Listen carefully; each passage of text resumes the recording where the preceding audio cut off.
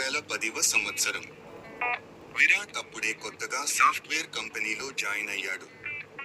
ఆ చిన్న పరిచయం కాస్త ఆఫీస్ ప్రాజెక్టులు, లంచ్ బ్రేక్ల వరకు విస్తరించింది. విరాట్ చురుకుదనం, శృతి ఓర్పు, ఈ రెండూ ఒకటయ్యాయి. వాళ్ళిద్దరూ ఒకరికొకరు బాగా నచ్చారు. ఇంట్లో పెద్దల్ని ఒప్పించి పెళ్లి చేసుకోవాలని నిర్ణయించుకున్నారు. అంతా సాఫీగా జరుగుతుందనుకుంటున్న సమయంలోనే జీవితం వారికి ఒక పెద్ద పరీక్ష పెట్టింది. పెళ్లికి సరిగ్గా 3 నెలల ముందు విరాట్ ఒక యాక్సిడెంట్లో చాలా తీవ్రంగా గాయపడ్డాడు. కాలుకి పెద్ద ఆపరేషన్ అవసరమైంది. డాక్టర్లు 6 నెలలు బెడ్ రెస్ట్ తప్పదని చెప్పారు. ఆ సమయంలో విరాట్ చాలా నిరాశలోకి వెళ్ళిపోయాడు. శృతి, దయచేసి విను. ఈ పెళ్లి ఆపేద్దాం. నేను 6 నెలలు బెడ్కే పరిమితం. మళ్ళీ ఎప్పుడు నడుస్తానో తెలియదు. నువ్వు నీ జీవితాన్ని నా కోసం పాడు చేసుకోవద్దు. విరాట్, ఇది నువ్వు మాట్లాడే మాట కాదు. మన బంధం సంతోషంగా ఉన్నప్పుడు మాత్రమే కాదు, కష్టం వచ్చినప్పుడు తోడుగా నిలబడటానికి. నేను నిన్ను ప్రేమిస్తున్నాను, నీ ఆరోగ్యాన్ని కాదు. మనం కలిసి ఉంటాం, ఇంతకన్నా పెద్ద కష్టాలైనా ఎదుర్కొంటాం. నా మాట విను, నీ కోలుకోవడంపై మాత్రమే దృష్టి పెట్టు. శృతి తన నిర్ణయాన్ని మార్చుకోలేదు.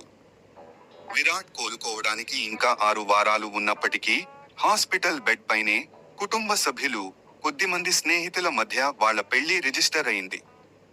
శృతి ప్రతిరోజు విరాట్కి ఫిజియోథెరపీలో సాయం చేసింది, మానసికంగా ధైర్యం చెప్పింది. 6 నెలలు గడిచాయి.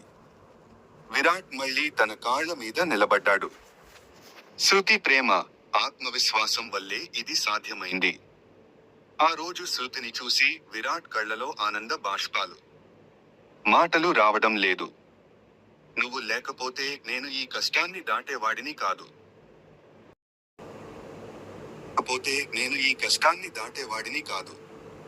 నువ్వు నా లైఫ్ కి ఒక యాంకర్ లాంటి దానివి. I love you. ఇదే కదా విరాట్, నిజమైన తోడు అంటే. మన పెళ్లి నాటికి నువ్వు ఆరోగ్యంగా లేకపోవచ్చు, కానీ మన బంధం ఆనందంగా ఉంది.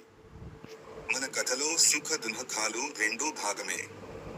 వాళ్ళిద్దరూ ఇప్పుడు సంతోషంగా ఉన్నారు.